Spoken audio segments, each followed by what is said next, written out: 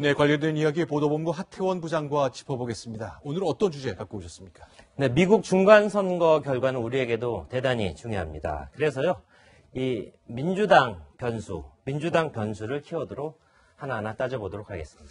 자, 그러니까 이렇게 민주당이 하원을 할 것 같다는 보도가 지금 나왔는데 그렇다면 이번 선거 결과가 앞으로 북미 협상에 영향을 어떻게 주는 겁니까?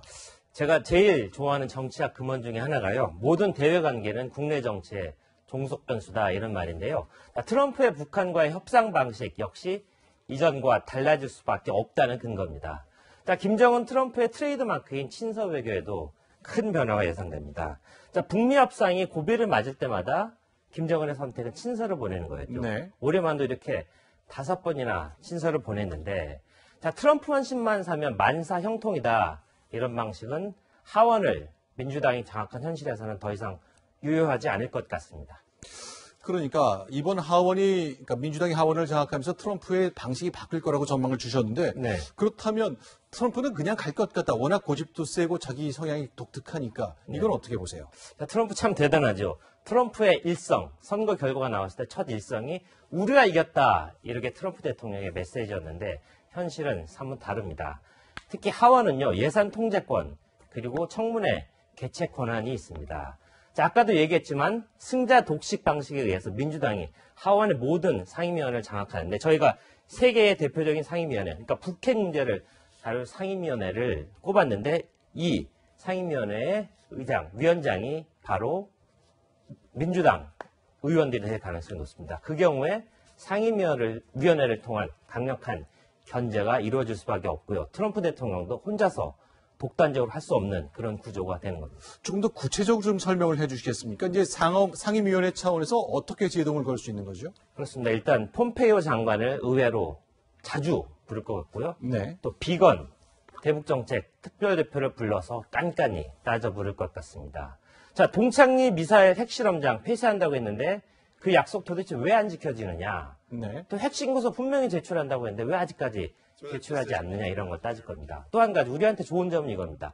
주한미군 철수같이 트럼프 대통령이 독단적으로 한다고 했던 그 부분 역시 의회가 견제와 균형을 통해서 깐깐히 따질 가능성이 높습니다. 그러니까 미국 시간으로 화요일 날 중간선거를 치르고 수요일 날 북미 고위급 회담을 한다. 이 일정이 흐트러졌단 말이죠. 그렇죠. 하태원 부장 혹시 좀 파악해 보셨습니까? 왜 취소된 겁니까? 열심히 취재를 했는데 네. 정부가 이렇게 얘기했습니다. 사전 통보는 받았다. 하지만 철저히 함구하고 있는 상황이고요. 미국 국무부 역시 내일 새벽이나 돼야 상세한 설명을 내놓을 그럴 예정입니다.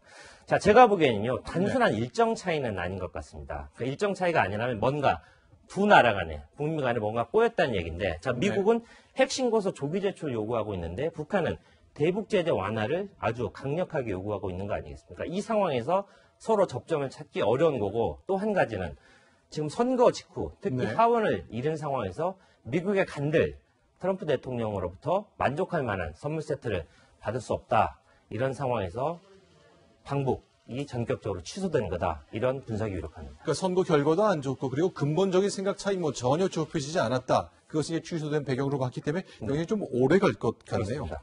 자, 그렇다면 이제 이번 선거 결과 중에 반가운 소식이 하나 있습니다. 한인, 그러니까 미국 국적자지만 한국계가 이번에 연방 하원의원에 당선됐죠? 그렇습니다.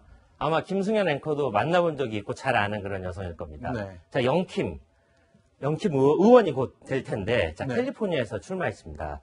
김창준 의원 당선된다면 김창준 의원 이후 20년 만에 연방 하원 의원이 탄생하게 됩니다. 이 영킴은요, 네. 대북 강경파로 알려진 에드 로이스 하원 의원의 지역구를 물려받은 상황이고, 네. 에드 로이스 하면 굉장히 대북 인권 부분에 강력한 목소리를 냈던 사람 아니겠습니까? 그렇죠. 이번에 하원 의원으로 당선돼서 의회로 들어가면 그 부분에 대해서 우리를 대변하는 그런 목소리를 낼 가능성이 높다고 볼 수 있습니다. 알겠습니다. 여기까지 듣겠습니다. 하태원 부장과 함께했습니다. 고맙습니다.